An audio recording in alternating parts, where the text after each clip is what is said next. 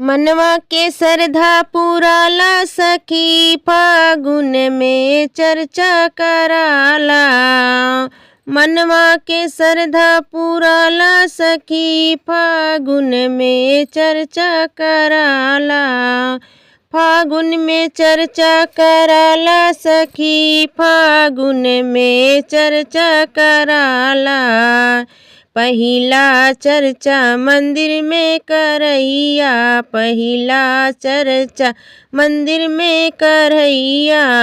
रंगवा गुलाल उड़ाला सखी फागुन में चर्चा कराला।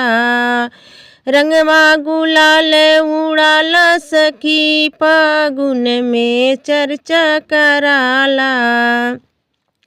मनवा के श्रद्धा पुराला सखी फागुन में चर्चा कराला।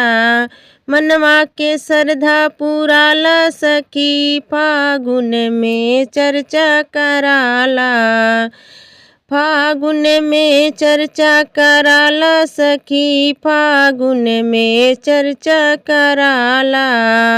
दूसरा चर्चा घर में करैया, दूसरा चर्चा घर में करैया। घर में करैया हो घर में करैया।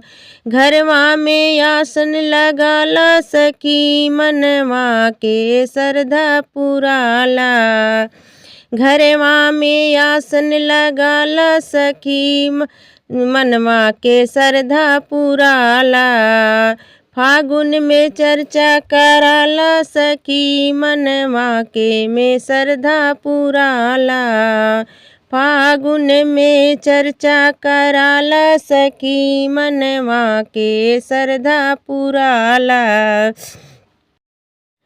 तीसरा चर्चा आंगन में करैया, तीसरा चर्चा आंगन में करैया। आंगन में करैया हो आंगन में करैया। शिव जी के चरण धोवाला सखी फागुन में चर्चा कराला। शिव जी के चरण धोवाला सखी फागुन में चर्चा कराला। मनवा के श्रद्धा पुराला सखी फागुन में चर्चा कराला। अरे मनवा के श्रद्धा पुराला सखी फागुन में चर्चा कराला। चौथा चर्चा दुअरमा करैया, चौथा चर्चा दुअरमा करैया। दुअरमा करैया हो दुअरमा करैया।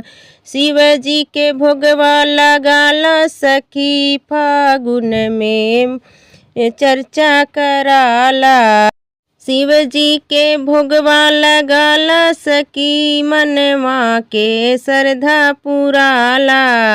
शिव जी के भोगवा लगाला सखी मनवा के श्रद्धा पुराला। फागुन में चर्चा कराला सखी मनवा के श्रद्धा पुराला। फागुन में चर्चा कराला सखी मनवा के श्रद्धा पुराला। मनवा के श्रद्धा पुराला सखी मनवा के श्रद्धा पुराला। पचमा चर्चा टोला में करैया, पचमा चर्चा टोला में करैया। टोला में करैया मोहल्ला में करैया। टोला से सखियाँ बोलाला सखी फागुन में चर्चा कराला। टोला से सखियाँ बुलाला सखी फागुन में चर्चा कराला।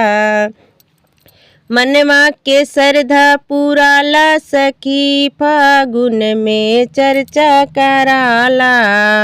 अरे मनवा के श्रद्धा पुराला सखी फागुन में चर्चा कराला।